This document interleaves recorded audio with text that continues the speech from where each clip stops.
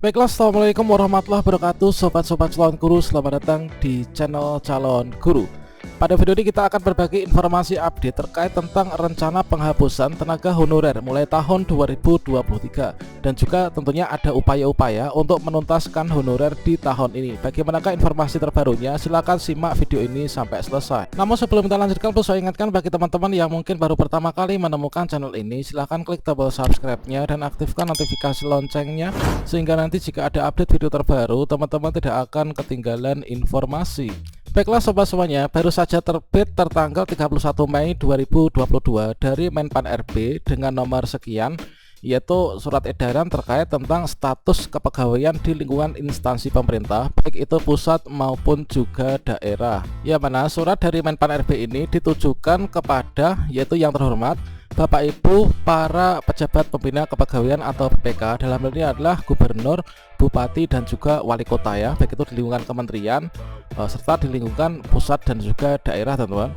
Kemudian sehubungan dengan pelaksanaan Undang-Undang Nomor 5 Tahun 2014 tentang Aparatur Sipil Negara, Peraturan Pemerintah Nomor 11 Tahun 2017 tentang Manajemen Pegawai Negeri Sipil, dan Peraturan Pemerintah Nomor 17 Tahun 2020 tentang perubahan atas Peraturan Pemerintah Nomor 11 Tahun 2017 tentang Manajemen Pegawai Negeri Sipil, serta Peraturan Pemerintah Nomor 49 Tahun 2018 tentang Manajemen P3K.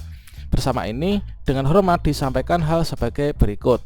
Yang pertama, komitmen pemerintah ini adalah menyelesaikan dan penanganan tenaga honorer yang telah bekerja di lingkungan instansi pemerintah.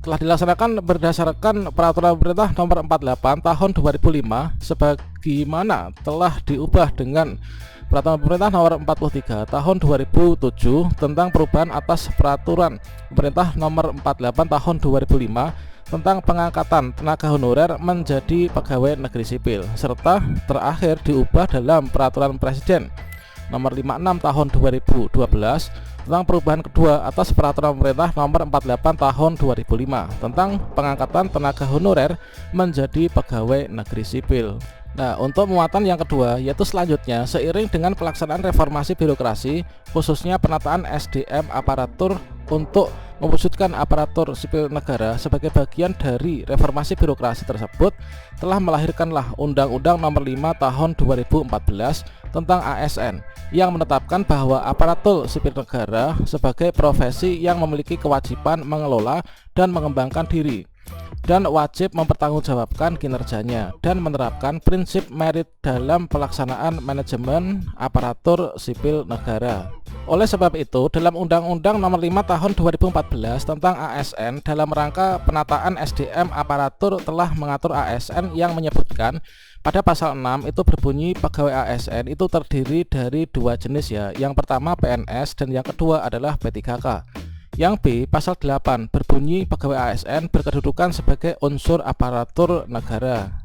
Kemudian di bagian yang keempat, sedangkan Peraturan Pemerintah Nomor 49 Tahun 2018 tentang Manajemen Pegawai Pemerintah dengan Perjanjian Kerja itu disebutkan bahwa pegawai pemerintah dengan perjanjian kerja yang selanjutnya disingkat menjadi P3K itulah merupakan warga negara Indonesia yang memenuhi syarat tertentu yang diangkat berdasarkan perjanjian kerja untuk jangka waktu tertentu dalam rangka melaksanakan tugas pemerintahan.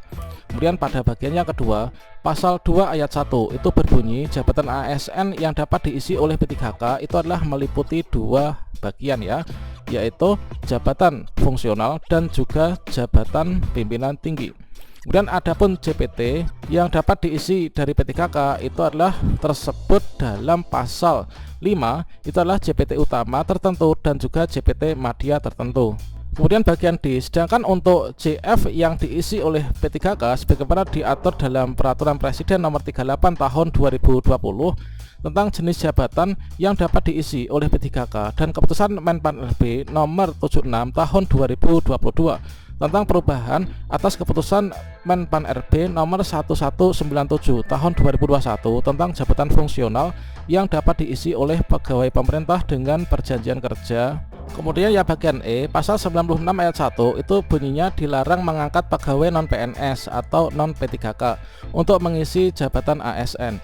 Ayat 2 berbunyi larangan sebagaimana dimaksud pada ayat 1 itu berlaku juga bagi pejabat lain di lingkungan instansi pemerintah yang melakukan pengangkatan pegawai non-PNS dan atau non-P3K. Dan ayat 3 itu berbunyi PPK dan pejabat lain yang mengangkat pegawai non-ASN dan atau non-P3K untuk mengisi jabatan ASN itu dikenakan sanksi sesuai dengan ketentuan peraturan perundang-undangan.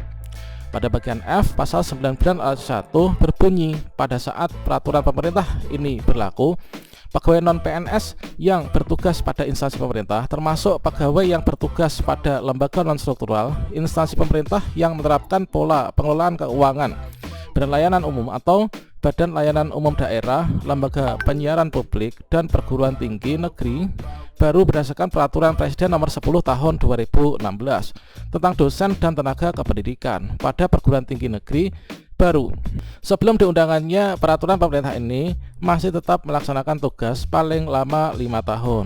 Kemudian bagian G lebih lanjut pasal 19 ayat 2 berbunyi pegawai non-PNS dalam jangka waktu paling lama 5 tahun sebagaimana dimaksud pada ayat 1 ini dapat diangkat menjadi P3K apabila memenuhi persyaratan sebagaimana diatur dalam peraturan pemerintah ini. Selanjutnya pada bagian yang kelima, peraturan pemerintah nomor 49 tahun 2018 tentang manajemen P3K itu diundangkan pada tanggal 28 November 2018.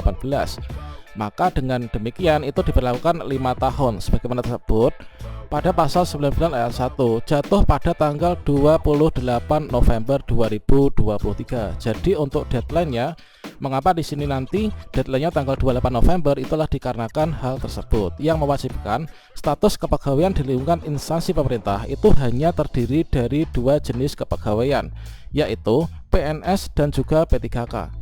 Selanjutnya berkenaan dengan hal tersebut, nah, di sini dalam rangka penataan ASN sesuai dengan ketentuan peraturan perundang-undangan agar para pejabat pembina kepegawaian ini melakukan yang pertama, melakukan pemetaan pegawai non-ASN di lingkungan instansi masing-masing dan bagi yang memenuhi syarat dapat diikutsertakan atau diberikan kesempatan untuk mengikuti seleksi calon PNS maupun juga P3K.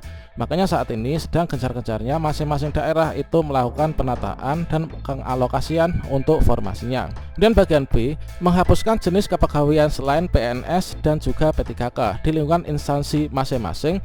Kemudian tidak melakukan perekrutan pegawai non-ASN lagi.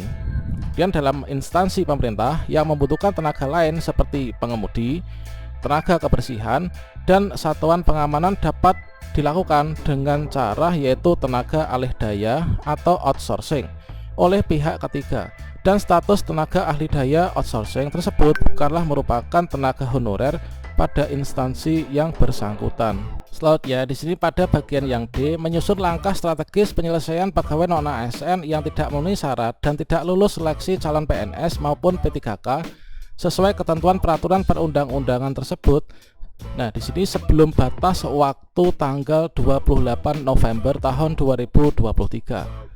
Bagi pejabat pembina kepegawaian yang tidak mengindahkan amanat sebagaimana tersebut di atas dan tetap mengangkat pegawai non-ASN akan diberikan sanksi berdasarkan ketentuan peraturan perundang-undangan yang menjadi bagian objek temuan pemeriksaan bagi pengawas internal maupun juga eksternal pemerintah.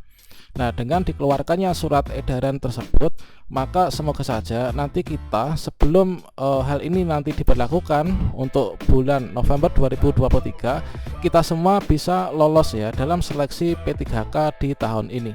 Demikian informasi ini, semoga bermanfaat. Wassalamualaikum warahmatullahi wabarakatuh.